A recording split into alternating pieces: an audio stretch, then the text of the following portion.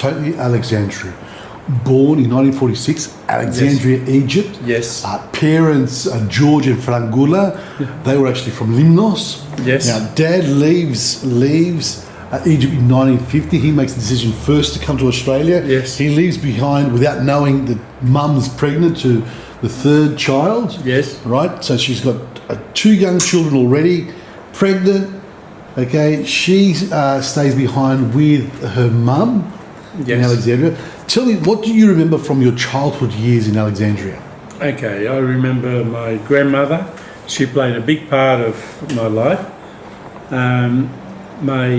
There's diabetes in my mother's side, unfortunately, and my grandmother was a diabetic.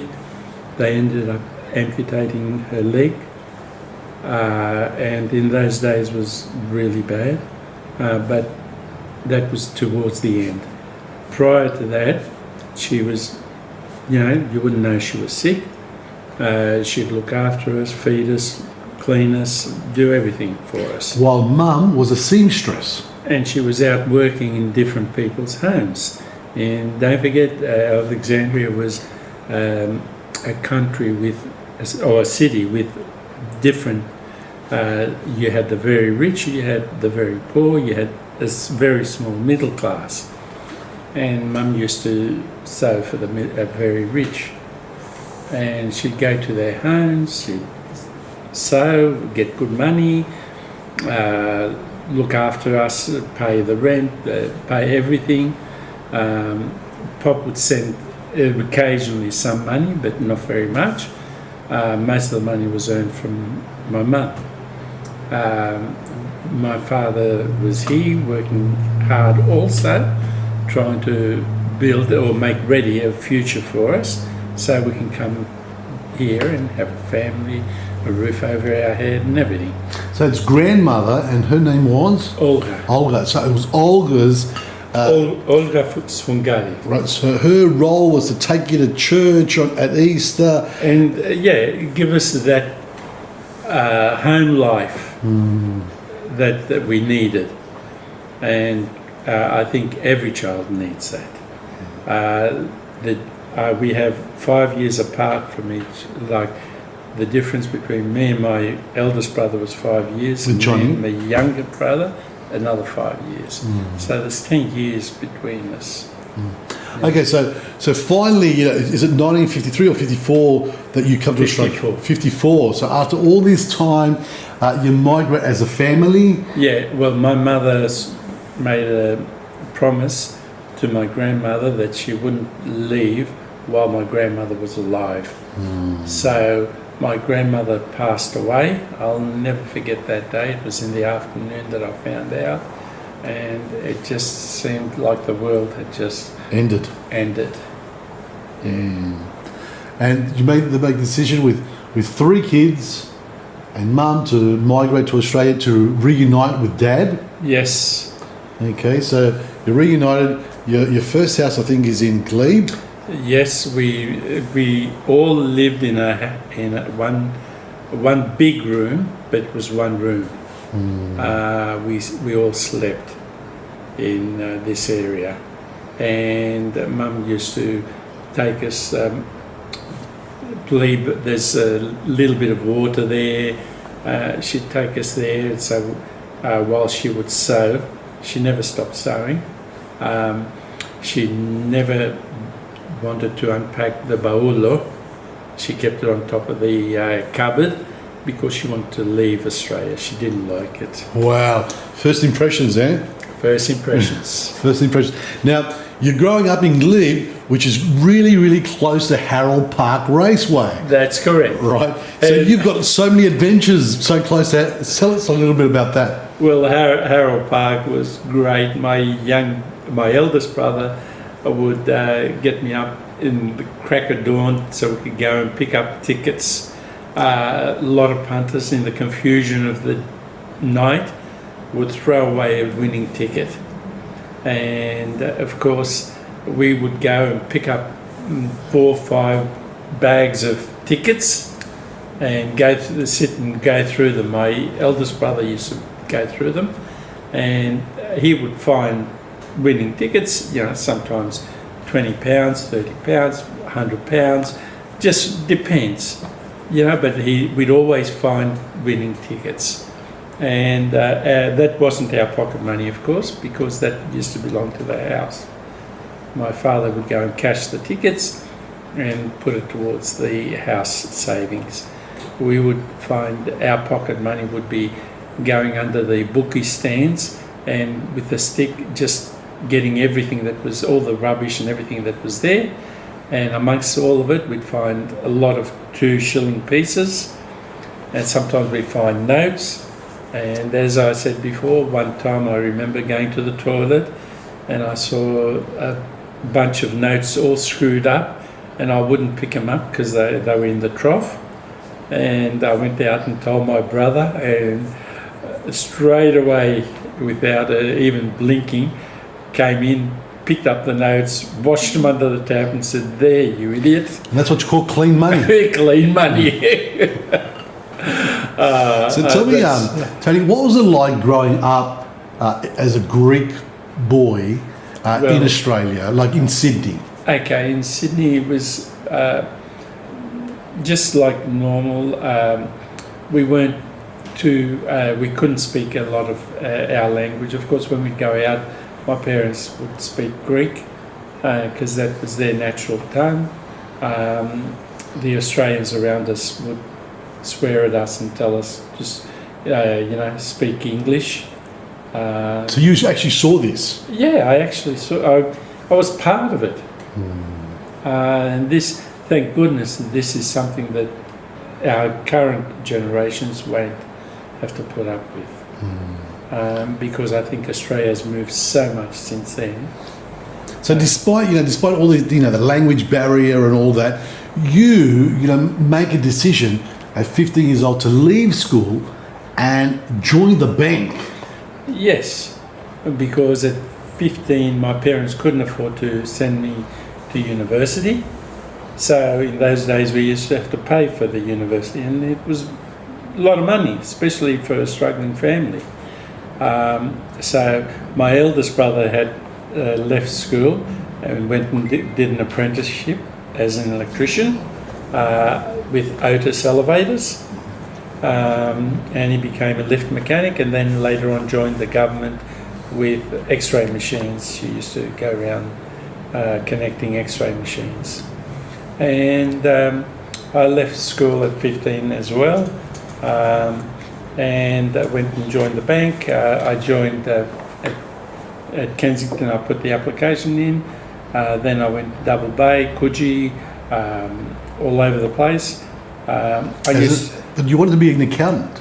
I wanted to be an accountant, but an accountant in our time, or in our thinking, just goes to show how naive we were, was an accountant in the bank. There was the manager, then the accountant. And that's why we thought an accountant would be in the bank. So we went and joined the bank as I was finishing my degree, doing it at night school. Because you went back to finish your leaving certificate. That's correct. Right, so finish your leaving certificate and then do your course in accounting. That's right. All at night. All at night. While you were working. While we were working, that's right. And it wasn't easy, but managed to get through it. And it was just something you did. You never even thought about it at the time. And of course, when I did my last exam, I got a deferral in one subject, which meant I had to do it in January, and it was, I think, 2 or 3 days before my wedding. And we got the results on our honeymoon. On your honeymoon, huh? Good present, which Great was present. good, which was great. Now you mentioned the wedding. You marry Maria. Yes. Now the thing is, you've told me that you had you had these social circles, within hockey, because you was a sport, you love Yes. your sport, hockey, and you love squash, which aren't really stereotypically Greek sports, No. Greek oriented sports. No. But, you got all these social circles that, full of Australians and whatever. But you marry a Greek girl. Yes, because look, I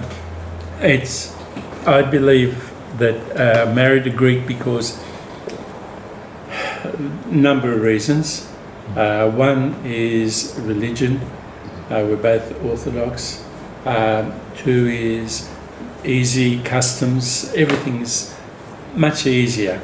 The kids, I wanted them, when we had their children, I'd like them to become Greeks and know the church, know their heritage, know where they came from. And because my parents both came from Limnos, I felt attached, or I was drawn towards the island. And it's a lovely, lovely island. Now, you talked about your children here. You got how many children? You got three children. Three children. Now, how did you sort of pass on that Greek heritage or the tradition, Well, I think my wife and I both speak quite often of being Greek, make them proud to be Greek. Because you went to Greek school. I went to Greek school. Did your children go to Greek school? No. I tried to get them to go to Greek school, but they just weren't interested. No, I didn't want to push them too hard because I thought, well, it's confusing enough as it is learning English. I don't want to burden them with pushing them to learn Greek. And I thought, if they want to learn Greek, they'll make a point of it. And as my youngest son, when he was in his 30s, I think, late 20s, he went and learned Greek. My daughter, of course, took over the practice, and because of the practice makeup, she learned Greek just talking and communicating with the Greeks. And that's a bit of deja vu there, because you learnt a lot of Greek because you had a lot of clients that were Greek. Yes, yes. So don't forget, I used to do a majority of the people that were in the glass factory. Glass factory used to have 3 shifts.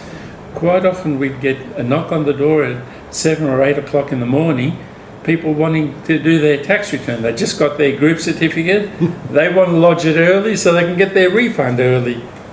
And a lot of the workers there were Greek. Yeah. And once you're in those factories, one introduces you to the other and to the other and to the other. And pretty soon, you've got a business ready. So tell me, after you went, you said that you've gone to Greece several times. Yes, right? we try and, except for COVID, we try and get there once a year. Right, and the thing is, you have such a strong attachment to Limnos. Yes. Even though you weren't born there, your parents were. Why is that, Tony? Well, because once you get to know it, it is just, it's home.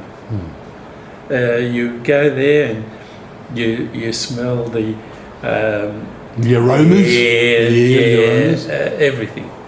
Everything. And the shops, the people, you've got your favourite restaurants, you see the same people year after year after year. So you connect. You connect, yes. Yet you haven't been to Egypt. No, I think because once my grandmother passed away, as you said, it was like the world ending. And it was very, very sad, and it was hard to go back. So, just to finish off now, where does Tony Alexandrou belong in all of this? You go to Greece every year, you get a Limnos, you feel strongly connected. Are you Greek from Egypt? Are you Greek? Are you Australian? Who is Tony Alexandrou? Well, I describe myself as a Greek from Egypt, because I believe the Greeks from Egypt are all educated and speak kinder and gentle people. That's what I believe, anyway. As I mentioned before, I think of Greece as my country, and I think of Australia as my home. And that's the best way to describe it. I've made a life here for myself and my family in Australia, and don't forget my wife has worked just as hard as I have, trying to build the life for us and our children, and hopefully our grandchildren as well. Alexandrou, thank you very much. Thanks for your time. My pleasure. My pleasure.